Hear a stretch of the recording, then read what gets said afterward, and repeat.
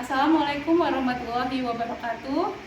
Di sini nama saya Ria Nur Anissa Putri, NIM 8570252595 akan menyelesaikan tugas pembelajaran kelas rangkap.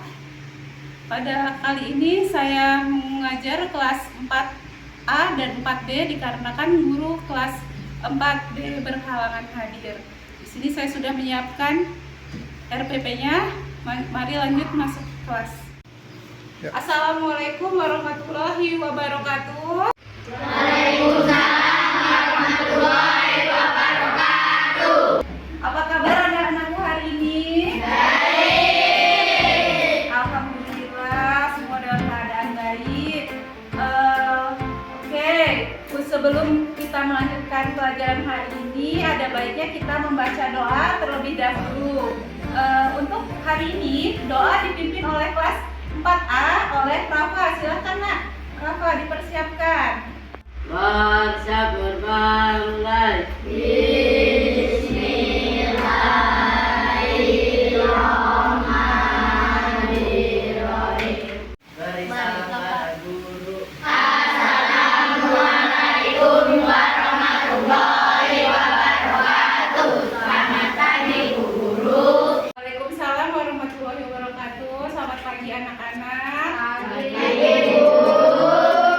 Ya, sebelum kita mulai pelajaran hari ini, Ibu akan menyampaikan bahwa hari ini Ibu Ida, yaitu guru kelas 4B, berhalangan hadir dikarenakan sakit. Jadi Ibu mohon supaya kita sama-sama mendoakan agar Bu Ida lekas sehat dan bisa mengajar kembali. Amin. Ya, jadi untuk hari ini kita gabung dulu ya nak kelasnya. Ya. Sebelum kita mulai, Ibu cek absensi dulu ya. Hari ini hadir semua nak? Hadir. Ya, alhamdulillah hadir semua. Di sini Ibu akan menyampaikan materi pada hari ini. Untuk kelas 4A, kita akan membicarakan tentang tokoh antagonis dan protagonis. Sudah Ibu tuliskan di papan tulis. Selanjutnya untuk kelas 4B, yaitu definisi pecahan dan contohnya. Sekaligus kita juga mencari pecahan senilai, yaitu dengan mengalihkan angka pembilang dan penyebut dengan angka yang sama. Sebelum kita mulai lagi, di sini Ibu akan membacakan tujuan pembelajaran kita hari ini, yaitu untuk kelas 4A, yaitu siswa dapat mengidentifikasi tokoh antagonis dan protagonis yang terdapat pada cerita fiksi, yaitu dengan membaca cerita fiksi dengan tepat. Selanjutnya yang tujuan kedua itu siswa nanti akan berdiskusi, yaitu dengan berdiskusi siswa dapat menceritakan tokoh antagonis dan protagonis beserta perwatakannya melalui pemberian tugas. Selanjutnya untuk kelas 4D, di sini tujuan pembelajarannya pada pelajaran matematika, yaitu melalui pengamatan gambar siswa dapat menunjukkan pecahan senilai. Dan tujuan yang kedua yaitu melalui diskusi kelompok, siswa itu dapat menentukan pecahan senilai dengan mengalihkan pembilang dan penyebut dengan angka yang sama. Jadi pelajarannya hari ini untuk 4A Bahasa Indonesia dengan tema tokoh watak pertokohan. Sedangkan untuk kelas 4B yaitu materinya matematika dengan tema nilai pecahan ya. Oke. Selanjutnya di sini Ibu akan ke kelas 4A terlebih dahulu. Untuk kelas 4A, di sini Ibu meminta anak-anak untuk membaca halaman 144. Di situ ada tentang tokoh perwatakan, protagonis, antagonis. Di situ Ibu harap kalian membaca, sementara Ibu akan menjelaskan ke 4B terlebih dahulu. Baiklah, untuk kelas 4B, maaf. Di sini kita akan mempelajari tentang pecahan senilai. Di depan ada gambar apa nak? Donat. Kalian pernah makan donat? Pernah. Kalau makan donat habis satu sendiri atau potong-potong? Satu sendiri. Oke, tapi pernah dipotong? Pernah. Ketika kalian memotong bagi dua, coba kalian amati di sini. Ketika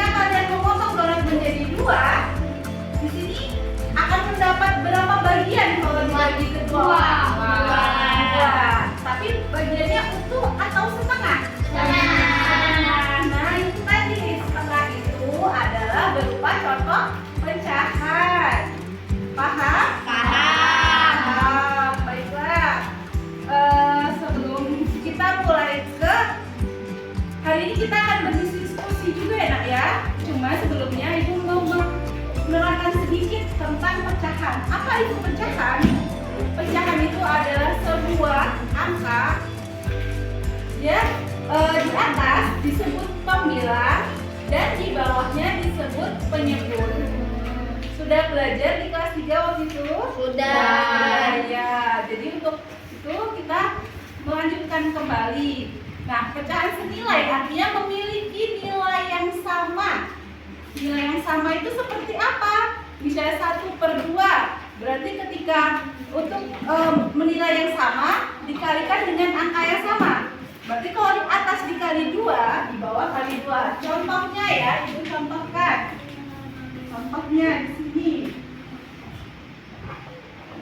Ini tadi donat pecahannya berapa? 2. Nilainya setengah. Nilainya setengah.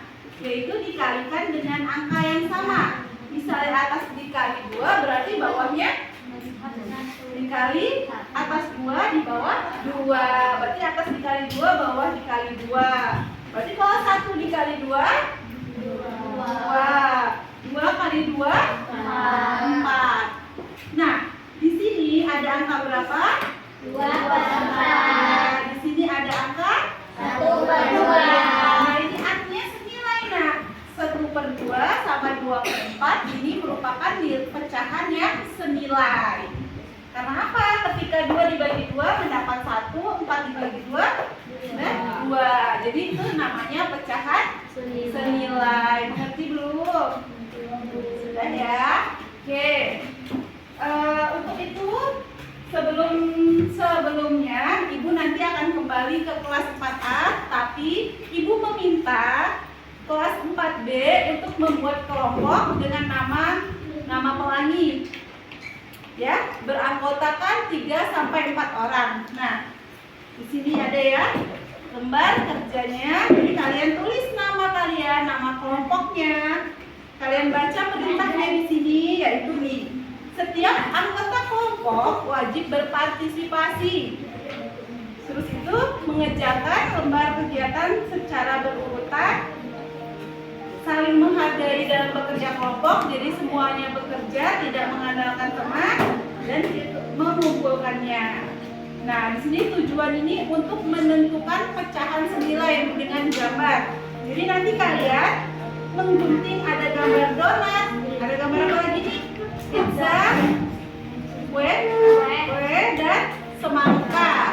Jadi nanti di sini Ibu sudah menyiapkan ada garis putih, itu artinya pemotong. Kalian nanti menggunting ya. Oke, sini sama. Kalian gunting. Setelah itu hasilnya kalian masukkan ke dalam tabel. Sudah nak? Terima kasih sudah menunggu. Untuk kelas 4A sudah dibaca semua? Sudah. Di situ ada berapa jenis tokoh perwatakan? Ada? 2. Siapa yang mau berani jawab? Oh iya, silakan Vika. Tokoh antagonis dan protagonis. Oh iya, benar teman-teman.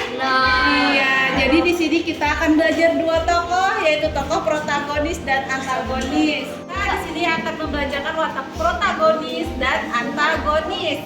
Ya, di sini Ibu bacakan kembali ya, apa itu protagonis dan tokoh antagonis. Ibu bacakan materinya dulu.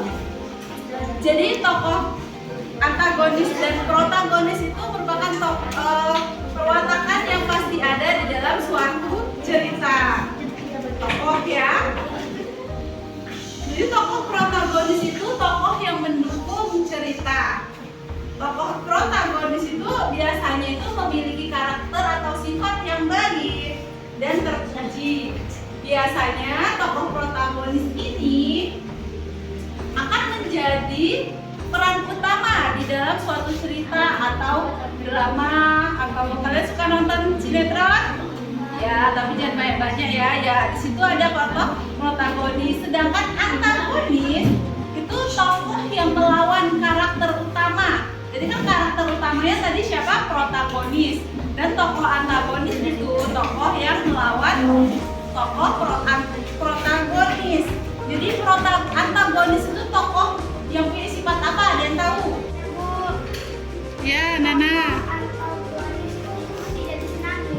tidak disenangi karena wataknya apa tadi?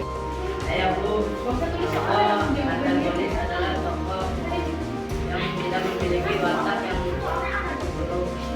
Terima kasih Rafa, benar. Jadi sudah tahu semua ya apa itu protagonis dan antagonis. Nah, di sini Ibu akan membacakan ceritanya sedikit ya tentang Malin Kundang. Jadi disebut nih, kalian dengarkan, nanti kalian tentukan. Ibu kasih pertanyaan lagi. Siapakah yang berwatak protagonis dan watak antagonis? Yo. Cerita tentang Malin Kundang. Di sebuah desa, hiduplah seorang perempuan miskin. Ia hidup bersama anak tunggalnya yaitu bernama Malin Kundang. Sehari-hari, perempuan itu bekerja sebagai nelayan. Jadi ibunya Malin Kundang bekerja sebagai nelayan. Namun penghasilannya itu tidak mencukupi kebutuhan mereka sehari-hari. Sehingga hidup mereka itu menjadi kekurangan. Akhirnya saat dewasa, Malin Kundang memutuskan untuk pergi ke kota untuk mengadu nasib. Demikian cerita Malin Kundang. Jadi itu Ibu kasih kesimpulan ya, bahwa yang menjadi watak protagonis siapa? Iya, Ibu Malin Kundang. Sedangkan tokoh antagonisnya Malin Kundang. Iya, Malin Kundang. Jadi sudah mengerti anak ya? Oke, selanjutnya Ibu di sini akan memberikan kalian tugas berdiskusi ya, berdiskusi. Yaitu sini Ibu ceritanya memberikan cerita tentang timun emas. Jadi satu kelompok beranggotakan ada yang 4 dan ada yang 3. Bisa disebutkan dengan nama-nama tokoh yang kalian suka. Tokohnya boleh artis atau tokoh kartun sebagai untuk nama anggota kelompoknya. Sudah dapat semua nak? Jadi kita di sini adalah mengidentifikasi tokoh protagonis dan antagonis. Ada petunjuknya di sini.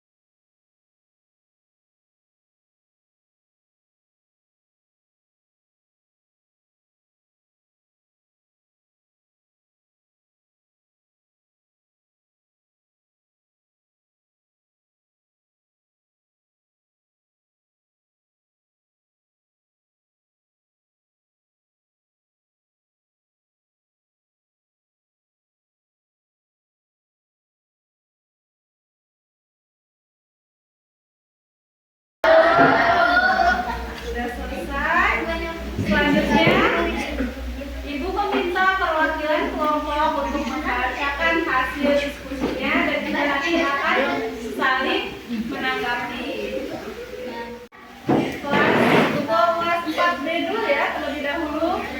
Ayo, kelompok mana yang sudah siap membacakan? 4B. Ya, silakan Anda, silakan maju ke depan.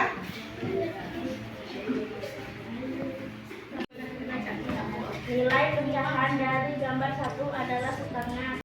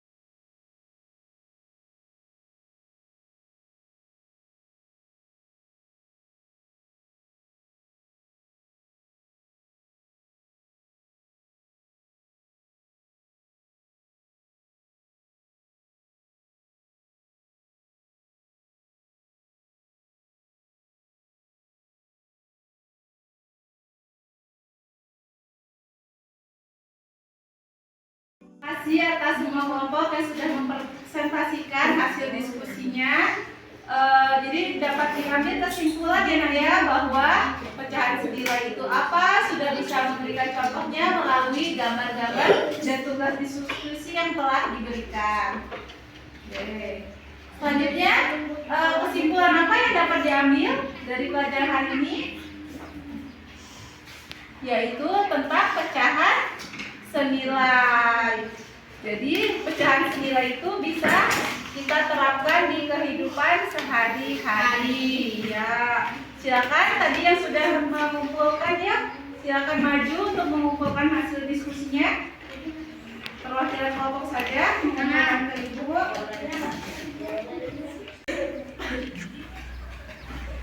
Ya, terima kasih. Selanjutnya kelompok orange dan kelompok biru.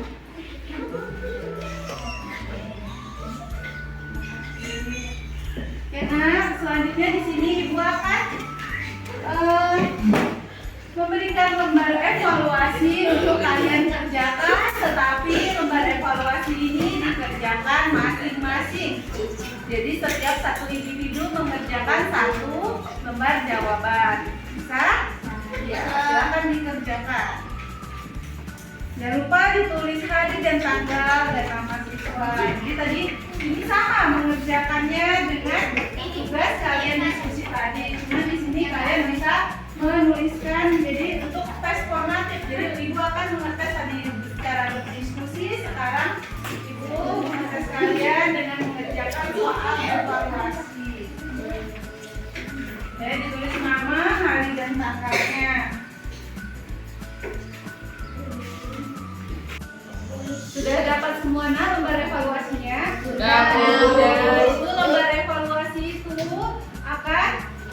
dijadikan sebagai tugas di rumah untuk mengevaluasi kalian apakah kalian sudah bisa ya, untuk sebagai tugas tindak lanjut ya. Terus ada yang ditanyakan nak? Tidak ya, ada yang tidak jelas. Sudah jelas ya untuk pembelajaran hari ini ya.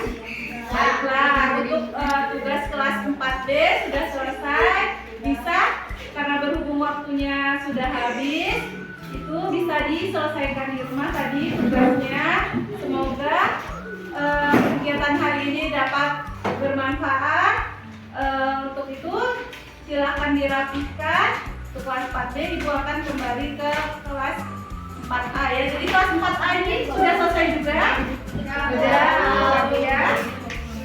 Sudah ibu bagikan juga ya nih. Untuk 4B selanjutnya ibu bagikan juga tentang tugas soal evaluasi yang dikerjakan di rumah ya. Ya, ini kerjakan di rumah.